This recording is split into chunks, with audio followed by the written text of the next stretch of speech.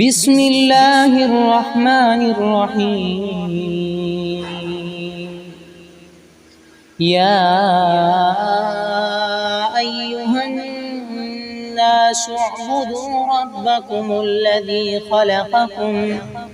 خلقكم والذين من قبلكم لعلكم تتقون. الذي جعل لكم الأرض فراشا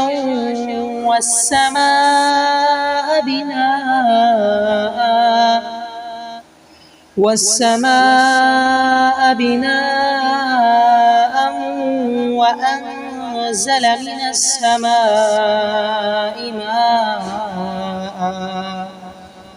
من السماء ماء فأخرج به من الثمرات رزقا لكم فلا تجعلوا لله أندادا وأنتم تعلمون. وإن كنتم في ريب مما نزلنا على عبدنا فأتوا بسورة من مثله وادعوا شهداءكم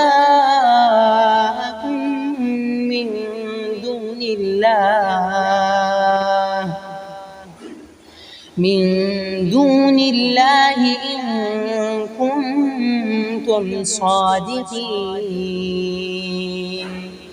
فإن لم تفعلوا ولن تفعلوا فاتقوا النار التي وقودها الناس والحجارة أعدت للكافرين. وبشر الذين آمنوا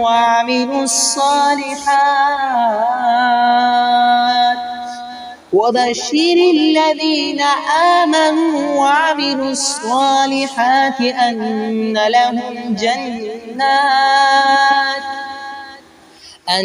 لهم جنات تجري من تحتها الأنهار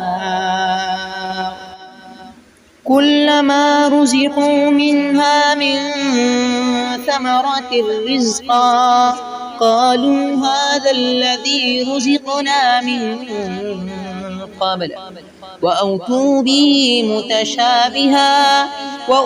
به متشابها ولهم فيها أزواج مطهرة وهم فيها خالدون.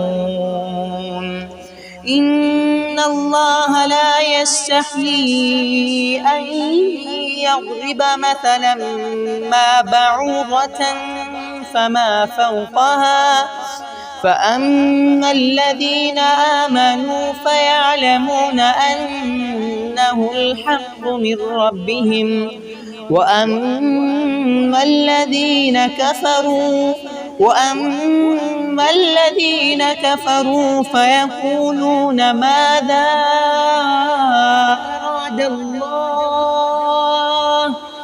ماذا أراد الله بهذا مثلا يضل به كثيرا ويهدي به كثيرا وما يضل به إلا الفاسقين. الذين ينقضون عهد الله من بعد ميثاقه ويقطعون ما أمر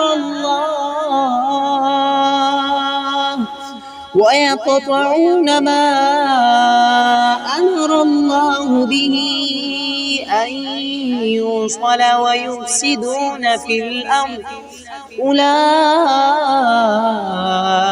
هم الخاسرون. كيف تكفرون بالله وكنتم أمواتا فأحياكم ثم يميتكم ثم يحييكم ثم إليه ترجعون. هو الذي خلق لكم ما في الأرض جميعا ثم استوى إلى السماء فسواهن 7 سماوات وهو بكل شيء عليم.